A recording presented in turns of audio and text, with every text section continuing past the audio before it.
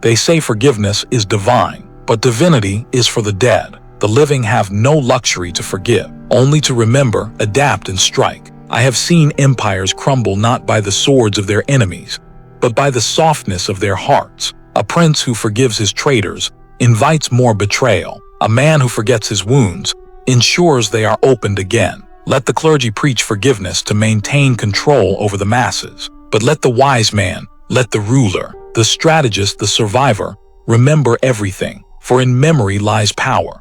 In the record of offense lies the map to supremacy. You do not win by being noble.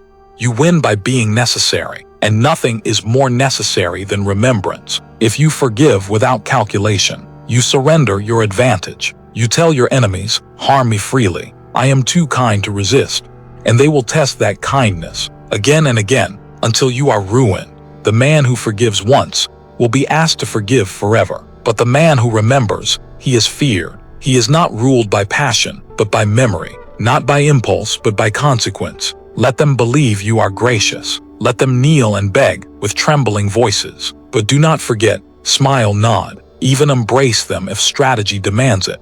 But write their name in your ledger, not to punish impulsively, but to balance the books when the time is right. That is power. That is Machiavellian. Vengeance is not rage. It is balance. Forgiveness is not freedom. It is surrender. The one who remembers is not bitter. He is prepared. And in politics, in war, in life, preparation is everything. What fool walks back into the jaws that once crushed him and calls it healing? No, the wise man studies the beast that bit him, learns its hunger, and builds weapons in silence. He does not post his pain for sympathy. He polishes it into steel. He remembers the betrayals not to mourn them, but to master them.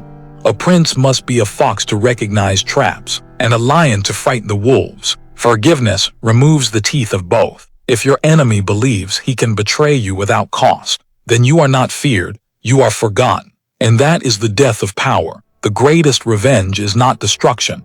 It is resurrection. It is rising so high that your name becomes thunder in the minds of those who wronged you. And you do that by remembering. Always write nothing in sand. Inscribe it in stone. The people who hurt you will plead for peace when they realize you've become powerful. But peace without justice is simply delay. And I tell you this with no hatred in my heart, only precision in my thinking. There are two kinds of memory. One that keeps you chained to the past, and one that builds your throne atop it. You must choose the second. You must choose to remember with purpose, to become the architect of consequences, not the victim of repetition. Every wound you've taken is a lesson in disguise. Every betrayal a blueprint. Those who wronged you have written your playbook with their own hands. Forgive them and you burn it. Remember and you use it. Do not be the noble fool. Do not discard your pain to appear healed. Real healing is not forgetting. It is transforming. It is becoming untouchable through understanding. Forgiveness may ease your heart, but memory arms your mind. And in this world, the mind wins wars the heart can't survive. Remember the lies. Remember the disloyalty. Remember who clapped when you lost. Not to hate them, but to never trust them again. In politics, a second chance is a second opportunity to be killed. And life, my friend, is not so different. Your enemies will dress their guilt in flowers. They will call you cruel for remembering. Let them. It means your silence unsettles them. It means your calm makes them uneasy. That is good. That is power. Forgiveness is for saints, and sainthood is earned in martyrdom. But you are not here to be martyred. You are here to win, to build, to dominate. And for that you need memory, unforgiving, unapologetic. And when the moment is perfect, when your throne is high and their shields are down, deliver justice with elegance and never speak of it again. That is how power moves. That is how kings rule. That is how Machiavellian minds endure. Forgiveness is for the weak. Remember everything. They will call you heartless. They will say you carry grudges. But understand, this is the language of the guilty. It is not you they fear. It is your memory. Your refusal to forget exposes their lies. Your silence is a mirror they cannot look into. And so they'll call you cruel, hoping you will doubt yourself. Do not. Their accusations are proof of your strength. The weak man forgives because he needs to feel like the better person. The strong man remembers because he refuses to be the victim again. You see, this world does not reward purity. It rewards strategy.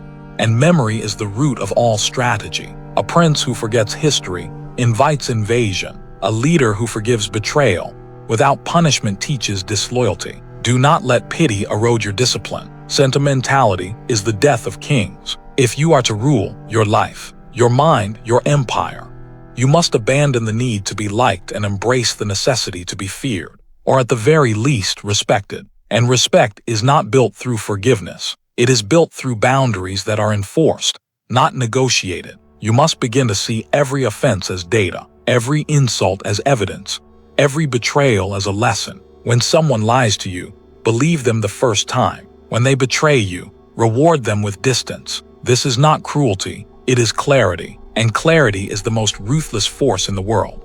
It allows no illusions, no false hopes, just pure reality. That is where power is born.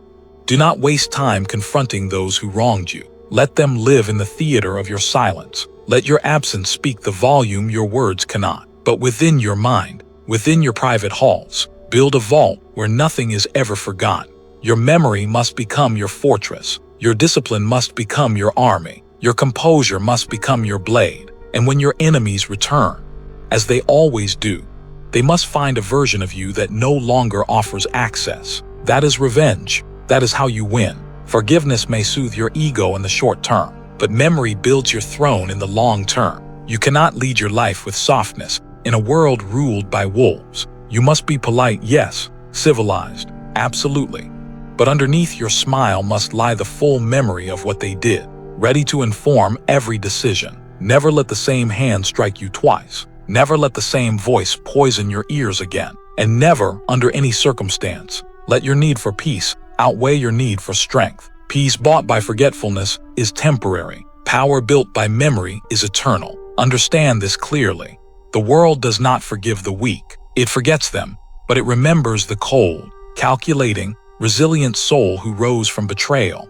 Not by forgiving it, but by mastering it. So be kind, but not naive. Be wise, but not passive. Forgive only when it strengthens your position. And remember always, because forgetting is a luxury only fools can afford. This is how you build a legacy, not on the ashes of what was done to you, but on the fire of what you will never allow again. So let others preach mercy.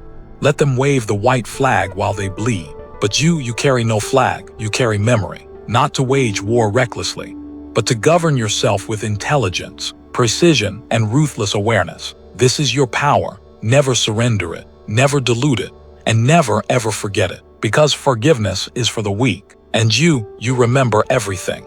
A man who remembers never has to chase revenge. He becomes revenge, his presence, his silence, his success. These are not accidents. They are executions, calculated, clean, unforgiving. In leadership, you do not need to raise your voice. You do not need to punish every offense. You only need to remember publicly, quietly, relentlessly. A prince who forgets is eaten by his court. A man who forgives too much becomes entertainment for his enemies. But a ruler who remembers is feared even in silence, because people do not fear punishment. They fear consequence. And nothing creates consequence like memory weaponized. If you run an empire, whether it's a business, a family, or your own mind, you must understand one thing. People test boundaries. They learn by watching what you tolerate. The more you forgive, the more they transgress. Every time you let something slide, you train them to push further. Betrayal does not always arrive in grand events. It arrives in inches, in half-lies, in subtle disrespect, in repeated mistakes disguised as accidents. And every time you forgive them, you tell them, I am weak, I am forgettable, you can do it again. But when you remember, when you track every deviation, when you nod but do not forget, you become unpredictable. And nothing is more dangerous than a man whose silence hides a ledger. That is true leadership, not rage, not emotional outbursts, but controlled memory calmly executed. And let us speak plainly. Relationships are not immune from this principle. Love does not mean blindness. Loyalty does not mean amnesia. The one who claims to love you, yet wounds you with patterns, not moments, must be met with your coldest face. Do not explain to them what they already know. Do not beg them to change. Simply remember and walk away like the emperor of your own life. Nothing breaks a traitor more than being ignored by the person they could no longer fool. You do not need to punish every betrayal with fire. Sometimes, you punish them by thriving in a world they can no longer touch. But to do that, you must remember, if you forgive them, you welcome the storm again. If you forget, you become its next victim. Revenge, true revenge, is not loud. It is not violent. It is not even vengeful. It is becoming untouchable. When your enemies realize you carry no hatred, but perfect memory, that is when they fear you most. Because hate fades, but memory sharpens. And Machiavellian revenge is not about breaking them. It's about building yourself so completely that they are haunted by your absence. They begin to see your face in every room they cannot enter, in every level they failed to rise to, in every silence where they once heard your trust. That is justice, that is victory, that is strategy. You are not here to be merciful. You are here to be monumental. So remember who crossed you.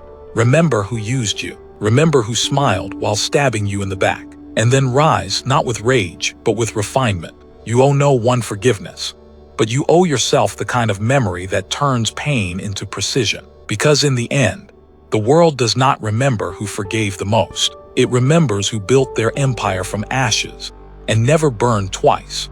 Do not misunderstand. To remember is not to suffer. Weak men suffer. Strong men observe. The reason most people seek forgiveness is not because they are moral. It is because they are mentally undisciplined. Their emotions flood them. Their pain overpowers them. And so they release it the only way they know how, by forgiving the ones who hurt them, hoping it will silence the noise in their own head. But Machiavelli would laugh, because the truth is clear. Forgiveness is emotional laziness. Memory is mental warfare. And if you wish to master your fate, you must train your mind for it. Your memory must become your private army. And like any army, it needs structure. You do not hold grudges. That is emotional chaos. You document offenses. You record patterns. You study betrayal not for drama, but for data. Every person who wrongs you becomes a case study, a file in the vault. And you reread those files not to get angry again, but to grow sharper, colder, harder to manipulate. This is how power is built, not with forgiveness, but with psychological armor. Discipline your mind to replay moments not with pain, but with analysis. Ask, why did I let that happen? What blind spot did they exploit? What did they see in me that made them think I would tolerate it? When you begin to think like this, you transform your past into a strategy manual, and every scar becomes a symbol of superior understanding. Control your emotions, not by pretending they don't exist, but by never letting them drive your actions. You feel everything, but you react to nothing until it's time. That is the Machiavellian way. That is how you become untouchable. Let the weak react. Let them cry and scream and forgive. You refine, you calculate, you evolve. And when people ask, why are you so guarded? You smile, because you know. The ones who ask that question are usually the very ones who once forced you to build that guard. You are not here to please anyone. You are not here to play the victim. You are here to become a master of your own reality. And to do that, you must remember every lesson life has handed you, especially the brutal ones, especially the betrayals, especially the nights you spent staring at the ceiling, wondering how you got played. Never forget those nights. Never numb them with fake forgiveness. Instead, turn them into your training ground. Write it down, document it, learn from it. Not just who hurt you, but how they did it. And more importantly, how you allowed it. Because once you know that, you are dangerous. Because it will never happen again. And the world is terrified of people who learn from pain instead of drowning in it. This is not vengeance. This is intelligence. This is not bitterness.